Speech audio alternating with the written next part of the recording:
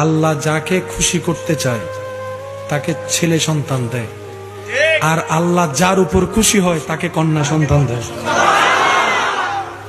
যারা মেয়ের বাবারা আছেন আজকে অন্তত বলেন আলহামদুলিল্লাহ। মুসা নবী আল্লাহকে জিজ্ঞেস করলেন, আল্লাহ কিভাবে বুঝবো যে তুমি খুশি হয়েছো? রব বলে, 3টা লক্ষণ দেখলে বুঝবা আমি রব খুশি হয়েছি। সুবহানাল্লাহ। একটা লক্ষণ, আমি রব যখন খুশি হই তখন আকাশ থেকে বৃষ্টি বর্ষণ করি। আমি রব যখন খুশি হই তখন আমার বান্দার ঘরে মেহমান পাঠাই, বান্দার ঘরে মেহমান পাঠাই। আমি রব যখন খুশি হই তখন কন্যা সন্তান গই ঘরে আমি আল্লাহ পাঠাই দিই।